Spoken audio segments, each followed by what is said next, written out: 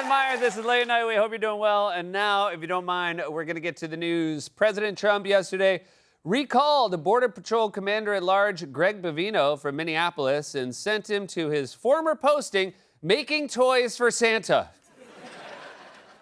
President Trump told reporters yesterday that Homeland Security Secretary Kristi Noem will not step down and added, quote, "I think she's doing a very good job. In fairness, he thinks her job is villain on Yellowstone."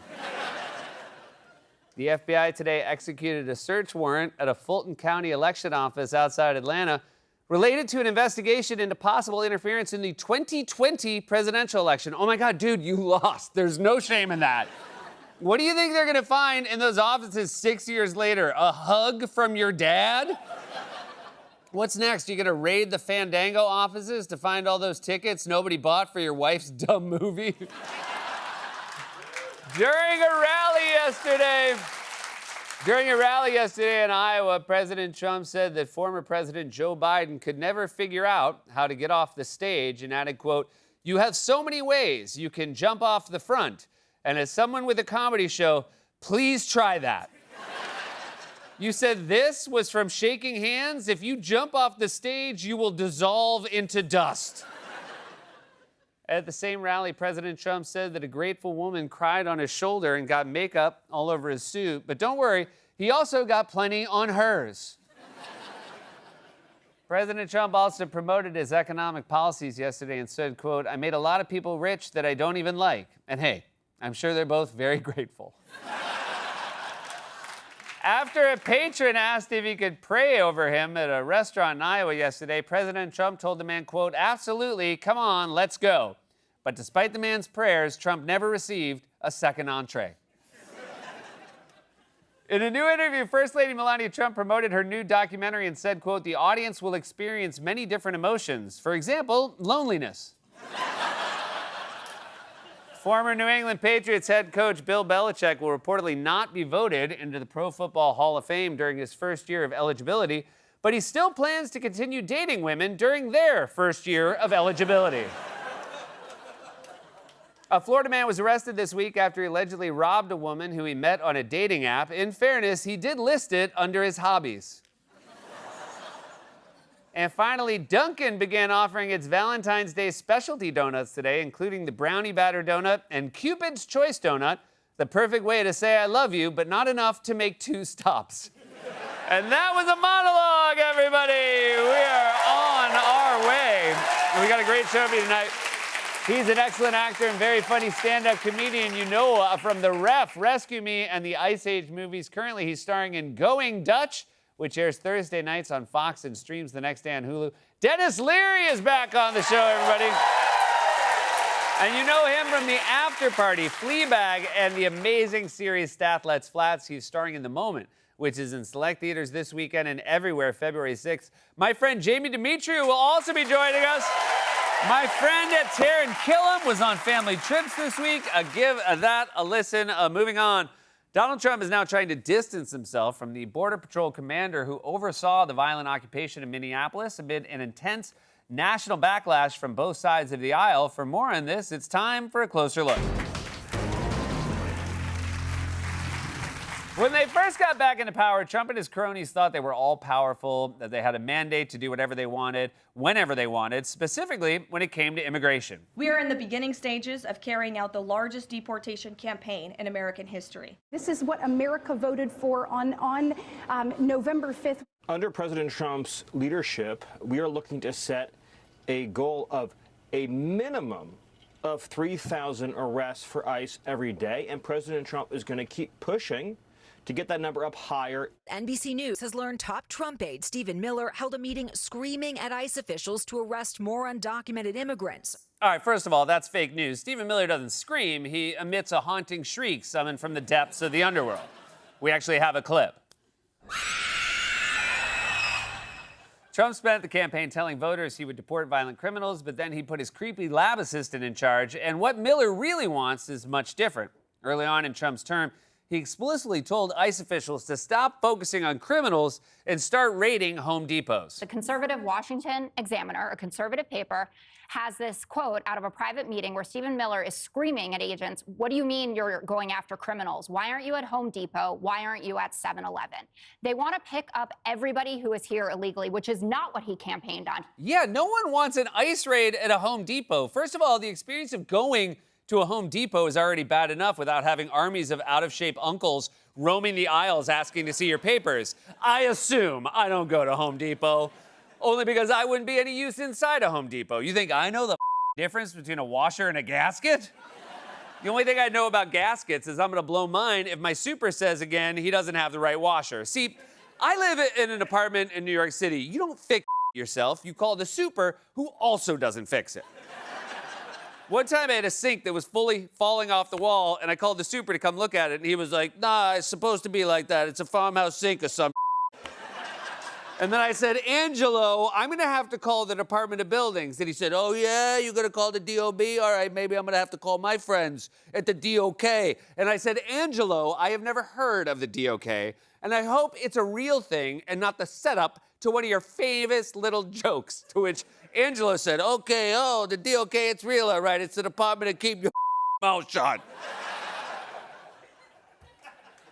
I love him. Still, I should never have rented in Staten Island. Anyway, the point is voters didn't want raids at Home Depot or quotas of 3,000 arrests per day. In fact, to meet such an insane quota, ICE had to staff up quickly by lowering its recruitment standards. Immigration and Customs Enforcement has placed new recruits into training before being fully vetted as part of the hiring surge to meet President Trump's mass deportation goals. As a result, ICE officials later discovered that some recruits had criminal backgrounds, failed drug tests, or they didn't meet physical or academic standards. Nearly half of recruits failed the written exam, even with access to notes and textbooks. Recent reporting suggests these new lower hiring standards have resulted in ICE recruits who have barely been able to read or write. According to The Atlantic, more than a third of new recruits are failing basic fitness tests, push-ups, sit-ups, even a short run, with senior ICE officials using words like pathetic and disaster to describe the process. To pass, recruits must do 15 push-ups and 32 sit-ups and run 1.5 miles in 14 minutes. To put that in context, that is basically the presidential fitness test for fifth graders. So they have criminal records, they failed drug tests, failed open book tests, they can't read, they can't write, but they're also weaker than a fifth grader, which would be a way worse TV show. Did you watch last night? It was so sad. That old dude fell off the monkey bars and then a bunch of fifth graders just started wailing on him. Now, I can't believe I'm saying this, but it turns out unleashing a lawless paramilitary force of masked, illiterate, out-of-shape goons to terrorize American cities isn't exactly the most popular thing in the world. ICE, DHS, Kristi Noem have been a political disaster because just take a look here. I mean, ICE's net approval rating during Trump's term, you go back to term number one, look, it's pretty even at 0 points. You go to June 2025, right? That was when all that stuff was going on in Los Angeles. They dropped down, look at this, minus 17 points, way in the basement. But then after Minneapolis, it's even lower, minus 27 points on the net approval rating of ICE. It's also very funny that the best net approval rating they've ever had is 0. That's their high watermark. Do you know how embarrassing that is? That would be like if NBC called me all excited and said, "Seth, congratulations, your ratings last night were 0. And I said, "Is that supposed to be good?" And they said, "Well, it means nobody watched your show, which also means nobody turned it off." So when they first took office a year ago, Trump and his yes men were all bravado. Now they're seeing the bad polling and the national outrage, and suddenly they're changing their tune. I don't understand why it is so hard for those of us in public service to say from time to time, you know what, I got it wrong. Now, is ICE perfect or not? Can they do a better job? They can. Do I think that, some of the optics at times, do I think that going into Home Depots and arresting people there is a good idea? I don't. I sense that Bavino and company were just scooping up some people that I don't think the president was for. What is their argument here? That Trump was just watching all of this unfold on the news saying, "Oh, this isn't what I wanted. I wish I had the guts to tell Bavino to stop, but he's got such a cool coat and mine looks like it's full of bricks." If Trump was against this, then maybe he should have said something, you know, between naps. I can't believe they're actually willing to say with a straight face that the president's team was doing stuff the president didn't know about. That's the same thing they said about Biden, except they, of course, meant it as a bad thing. I don't think President Biden is actually running the country. I think there's a small group of advisors. Many of them are very progressive leftists who are trying to push their various agendas. No, I don't think Joe Biden's in charge. We know he wasn't in charge. We had a guy who didn't know where the hell he was. He just wanted to go to sleep. This is what we had. He didn't know where the hell he was or what his aides were doing. He had these guys in Minnesota running around causing chaos and destruction, and they were doing things he wasn't in favor of because he had no idea. All he wanted to do was sleep, and I realized I'm talking about myself. It's a classic meta joke. Seth got me again pointing out the irony of my remarks by putting my accusations against others in my own voice and revealing what a hypocrite I am. We love when he does that. We love it. Even I love it. But of course, on cue, Trump is now trying to distance himself from the people he hired and put in charge of Minnesota. Sources tell NBC News the president is reshuffling his operation in the state as a result.